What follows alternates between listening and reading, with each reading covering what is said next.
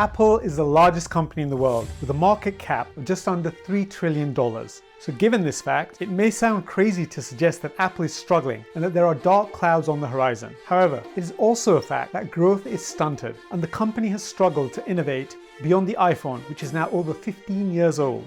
Meanwhile, another legend of a company in California is also struggling. Disney has delighted generations of kids around the world with tales built on imagination and wonder over 100 years. But Disney is all out of ideas, evidenced by the fact that its share price is down over 50% from its peak during the pandemic, when people were at home and desperate for content. So, when Apple announced the Vision Pro in the summer of 2023 as the one new, really innovative product in over 1.5 decades, it's clear Apple would do anything to make sure it is a super hit. But in order for the Vision Pro to become a mass market consumer product, as opposed to one just for the early adopters, quality, familiar content will be an important bedrock of its success. And there is no other company on the planet that can provide a catalogue of entertainment content better than Disney. Especially given Disney has spent the last 20 years acquiring major entertainment titles with some of the best known characters and franchises in entertainment history. But how can Apple be in trouble given its size and dominance? And why is Disney the right target for Apple to acquire at this point in time? What other options does Disney have to secure its own future in a rapidly changing content and media landscape? And if acquired, what will Apple do with all those theme parks? Stay to the end to find out.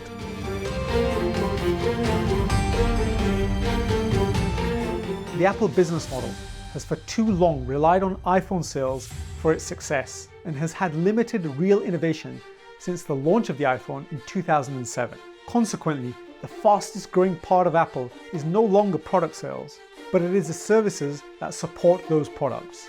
And although the recurring nature of those service revenues is highly attractive, as we all pay monthly subscriptions for our iCloud storage or Apple TV, giving certainty of income to Apple, it cannot be what starts to define a global tech company. The fact that iPhone unit sales have also been declining could possibly signal the beginning of the end of the dominance of the iPhone. After all, there are many global smartphone manufacturers, and especially outside of the US, the iPhone is struggling. It's telling then that Apple over the last few releases of the iPhone has had to disproportionately increase prices in order to create the illusion of increasing demand for the iPhone. But if unit sales are down, then increasing prices can only go so far. Meanwhile, Wall Street has also been getting impatient over the last few weeks, with a number of analysts downgrading the Apple stock, in large part due to an inability by Apple to sustain demand for its flagship product.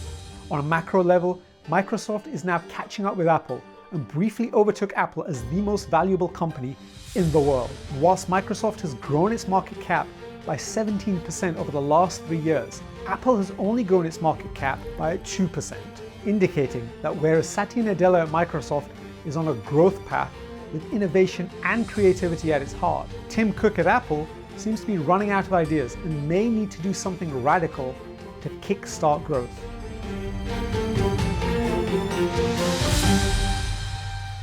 But at least Apple has the moniker as one of the largest companies in the world. Even though innovation and growth is lacking, things are much worse at Disney and have gotten worse since the pandemic. At least Apple has had market cap growth, even if it has been minimal. Disney's market cap has fallen by nearly 40% since 2021, with its market cap currently around $170 billion. Disney's theme parks worldwide faced closures and reduced attendance due to pandemic-related restrictions and have struggled to recover.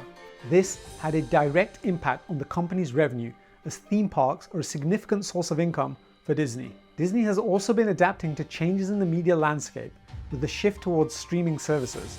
While Disney Plus has seen some success, the broader industry competition and changes in consumer viewing habits have presented challenges to traditional cable and broadcast networks, and this has also impacted Disney. For example, ESPN, part of Disney's media networks, experienced subscriber losses in its traditional cable offerings due to cord-cutting trends. But even at Disney Plus, things haven't been straightforward. As Disney Plus gained popularity, it faced challenges related to piracy and unauthorized sharing of account information, impacting the company's efforts to retain paying subscribers. And while Disney has seen success with blockbuster films, the acquisition of 21st Century Fox has added additional complexity. Some film releases faced mixed reception, and the industry has been navigating changes in distribution models and consumer preferences, also impacted by streaming competition that I talked about earlier. In particular, the recent decline of the Marvel Universe has really impacted owner Disney's momentum. Challenges at the top of Disney have also taken their toll. Bob Iger stepped down as CEO in 2020, and Bob Chapek succeeded him. However, it wasn't long that Iger was back as Disney struggled during the pandemic. Disney has historically demonstrated its appetite and ambition to grow through acquisitions, and it has acquired some of the most iconic names in entertainment history, including the acquisitions of Pixar Animation in 2006, Marvel Entertainment in 2009, allowing it to develop the Marvel Cinematic Universe, Lucasfilm in 2012, and 20th Century Fox in 2019. Disney has a lot of IP. However, as can be seen from the sharp share price fall at Disney and unclear new leadership, I believe Disney is now ripe for a takeover as it is all out of energy and ideas.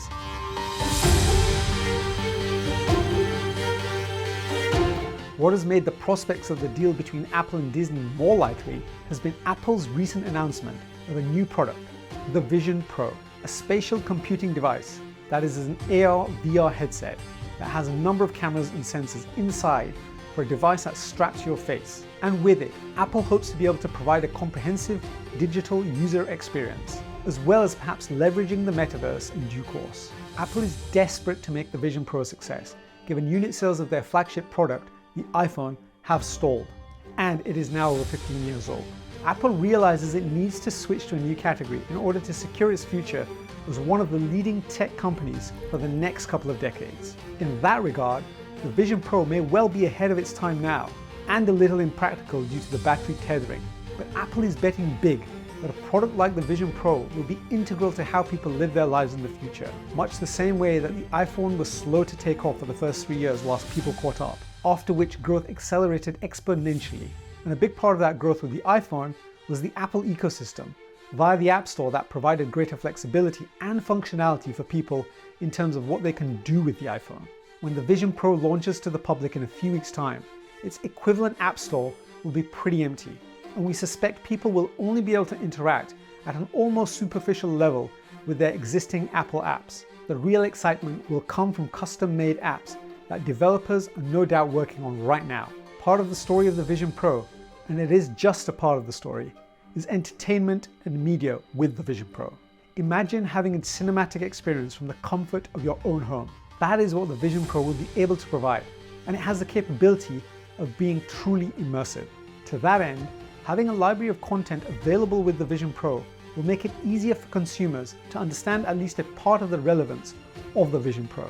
And to the extent that content is exclusive to Apple and the Vision Pro, then that is the fuel that creates the fire of excitement around this product. It was telling that Bob Iger was at the Vision Pro launch event in the summer of last year to announce Disney Plus being available from day one on the Vision Pro. Having more of Disney's content base available on the Vision Pro, and exclusively so, is what would really drive adoption of the Vision Pro. It would effectively be Apple forcing Disney fans, with all the titles it owns, to buy the Vision Pro in order to access that content, including across sports, as Bob Iger illustrated in his presentation at the Vision Pro launch. That has the potential to drive mass adoption. There is the obvious limitation of the Vision Pro that it is not really a family inclusive device, as you'll need multiple headsets, and is unlikely to be family inclusive at the current price point. However, given it's likely that Apple will create a lower price point version of the device that is more accessible, a future of Apple and Disney in that context can be conceived.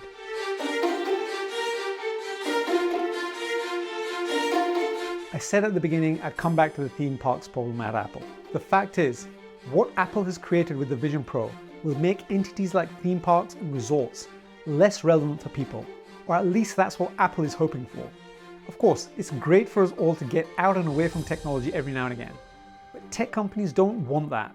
They want us to be plugged in all the time, which inadvertently drives their share price because we're online driving more engagement with their products and services. Apple will not want to acquire theme parks and resorts and real estate and deal with all of that. That's not the business Apple is in. And anyway, Given that the theme parks and resorts of Disney have been in decline since the pandemic, they're hardly the jewel in the crown that they perhaps once were. That's why I think it makes more sense for Apple to buy Disney without the theme parks. And that means either Disney divests that estate before any acquisition, or Apple acquires the full entity and then sells the real estate component, but licenses it to get royalties from any buyer on the Disney IP that Apple would now own. This allows Apple to continue to benefit from its newly owned IP into perpetuity without having to deal with a business they don't understand and that would be dilutive to the value the rest of Apple has.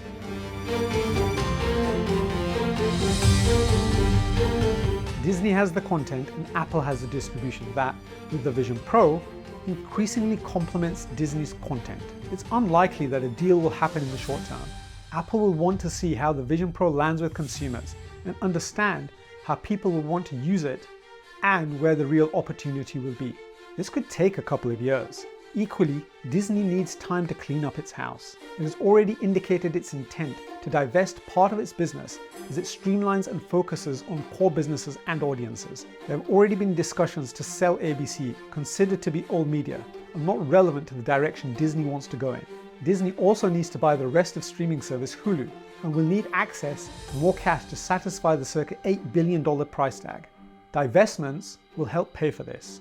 From Apple's perspective, if the iPhone was able to do 1.5 trillion in sales for Apple over the last 15 years, Apple will be looking for at least that value opportunity for the Vision Pro. And the reality is, it should be much, much more. But the likely price tag of Disney today would be around $250 billion, which includes the theme parks and resorts asset that Apple will not want. And that is a price only a few companies could pay. Apple and perhaps Amazon are some of the few who could actually pay up and for who it would make sense to buy Disney. Apple has said it is serious about its entertainment business, committing $1 billion a year to theatrical releases. What better way to show intent by buying the global entertainment business? An acquisition like this would likely get a lot of regulatory scrutiny. But Apple is not an entertainment company today, despite it having Apple TV+, especially given that Apple TV+ is still small. If Universal were owned by Comcast, or Warner Brothers or Paramount were buyers of Disney, however, then it would be a different matter. As such, I believe regulators will be less concerned with Apple's acquisition, as it would not risk creating a monopoly.